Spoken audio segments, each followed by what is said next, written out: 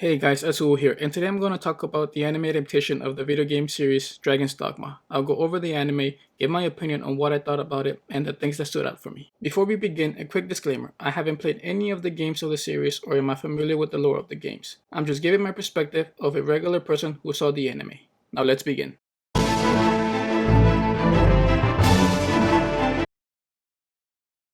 The story begins with the main protagonist waking up from a vivid bad dream in which his family is killed. As the day goes by, he goes hunting up into the woods where he meets some capital guards which are supposed to keep watch from the dragons. He gets attacked by a pack of wolves which he tries to fend off.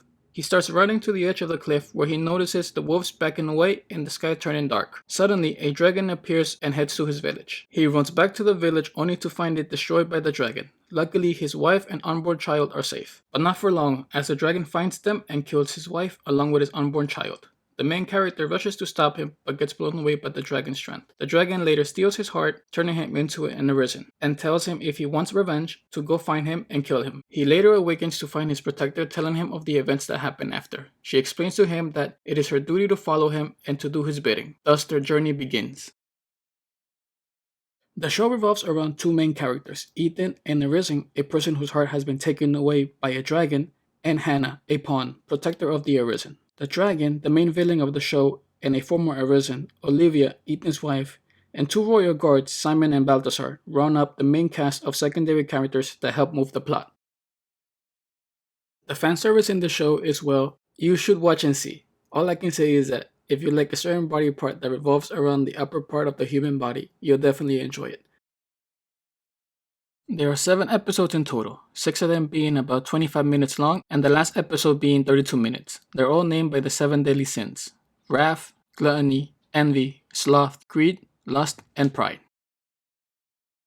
Was it entertaining? Well, it had its moments, like on episode 4 where they encountered the Hydra and how it was introduced was unexpected. The design of the Lynch was great, it went well with the theme of the episode. Other than that, there were no twists or important parts that stood out because everything was so linear. No side quests, no real character development, anything. They just hint at the characters changing by the comments of the characters. If you've never played the games before and it's your first time seeing it, if you pay close attention to the wording of the first episode, you can basically figure out how the series will end. Like I said before, it's just so linear that you'll have no trouble understanding the basicness of it.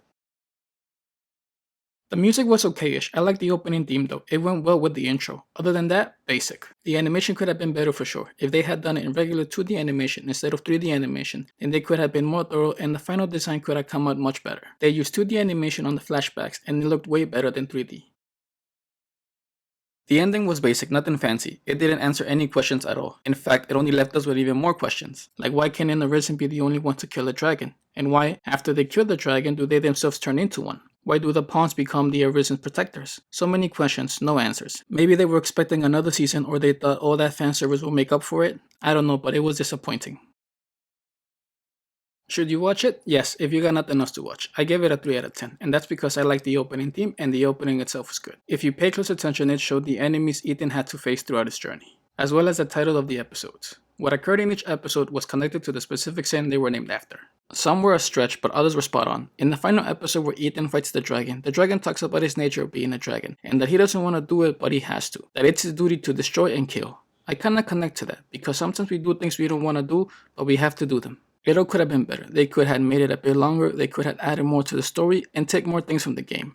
More character development. The animation could have been better, less stoic, and more free-flowing. A perfect example is Kagan Ashura. It had its highs and lows in the 3D animation, but it flows more smoothly than in Dragon Dogma. I don't think there'll be a second season, but if it does, I hope they learn from their mistakes and make it better. They have the material and the idea is there. Thanks for watching. I'll see you on the next anime review.